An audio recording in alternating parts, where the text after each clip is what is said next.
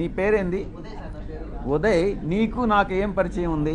ఎన్నిసార్లు కలిసాం చెప్పు, నువ్వే చెప్పు. చెప్పరా బాబు, నువ్వు ఎన్నిసార్లు మన ఇద్దరం కలిసాం చెప్పు, నిజం చెప్పు. నువ్వు లేదు, ఆరోపణలు చేస్తే వస్తాయిరా బాబు. నువ్వు ఎన్ని గంటలు కలిసాం? నువ్వు నేను ఎన్నిసార్లు కలిసాం చెప్పరా బాబు. మనం కలవలేదు కదా, ఇప్పుడు కలిసాం కదా, ఇంక 2 సార్లు కలుస్తాం కదా, 4వ సారి ఆరోపణలు చేస్తాం మన ఇద్దరం గే అని చెప్పి ఎవడన్నా అంటే ఏం చేస్తారా బాబు?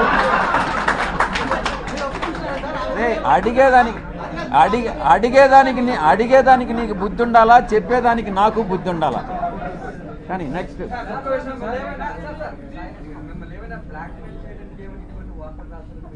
వాడిని అడుగు, వంశీకృష్ణ గారిని అడుగు, చెప్తాడు.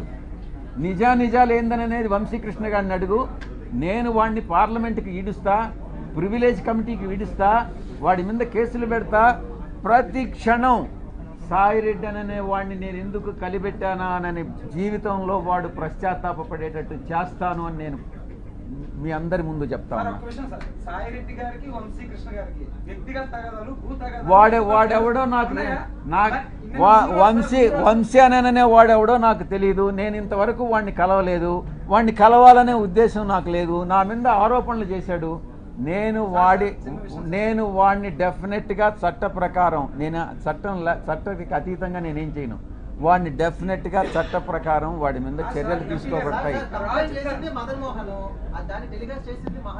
వాడు ఎట్ట చేస్తాడా ఈ వంశీ గారు?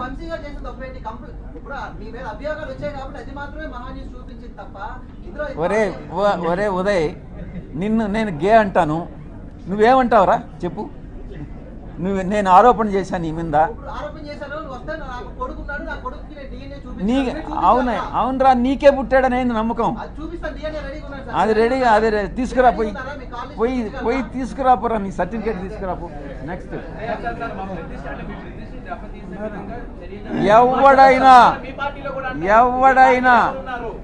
ఎవరైనా మా పార్టీకి చెందిన వాళ్ళైనా, తెలుగుదేశంకి చెందిన వాళ్ళైనా, జనసేనకి చెందిన వాళ్ళైనా, జర్నలిస్టులైనా ఎవరైనా నా ప్రతిష్టకి దెబ్బతీసే విధంగా ప్రవర్తిస్తే వదిలే ప్రసక్తే లేదు అని నేను మీకు సభాముఖంగా చెప్తా ఉన్నా.